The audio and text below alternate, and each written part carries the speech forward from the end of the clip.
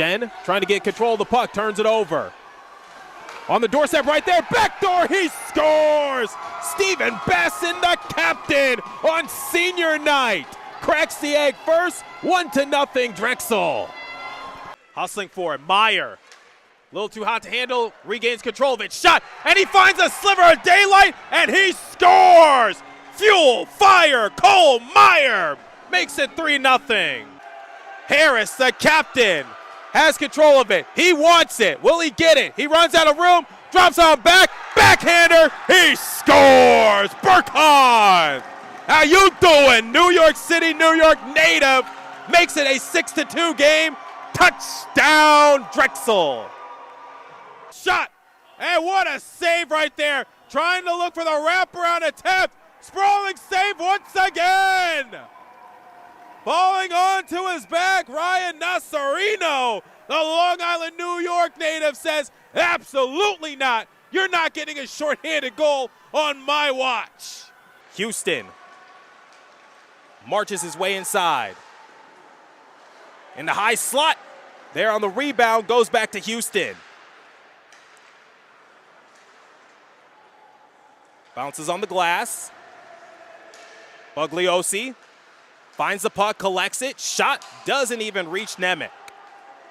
Shot once again, and they score! Kastenberg, right place, right time, and UPenn takes their first lead.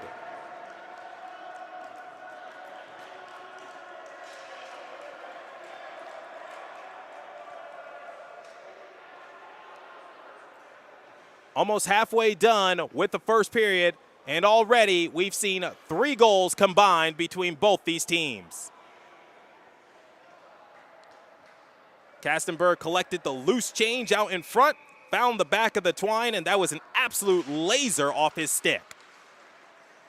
Houston, quarterback in the offense, passed over to his left for Armley, stretched up ahead, bounced back into the defensive end for the boys in white. Here's Armley, lost control of it. Houston takes it past the red line. Bugliosi is toward his left. Houston looking for some help. Unfortunately, Winata could not reach the puck with his twig. Back into neutral ice. Series of excellent moves by McGlade. And the puck is conveyed over to the right side half wall. Bugliosi goes off and running. This could be trouble. One person to beat. That's Nemec with the shot. Goes too far wide. UPenn takes control of it. Shot. And it hits the safety net here inside class of 1923 arena. That will stop action. Chris Bugliosi was a point-per-game player last season. He led the Quakers in points with 15. He also led the team in goals with 9. So if it's just him and the goalie, say a prayer, because that is not an ideal situation. Back into neutral ice, glides back in the defensive end. Tarzi. Cholas. Freeman. Chopping at the puck.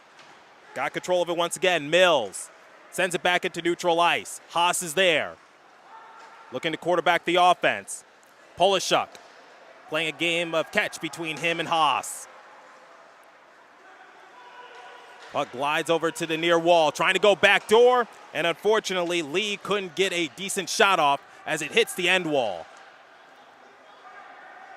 Mills banks it, slides its way back into the defensive end for Westchester. Hand goes up into the air for Nemec. That's an icing, so we will head back into the defensive end for the boys in white with a face-off. They're going to have to stay put for the time being.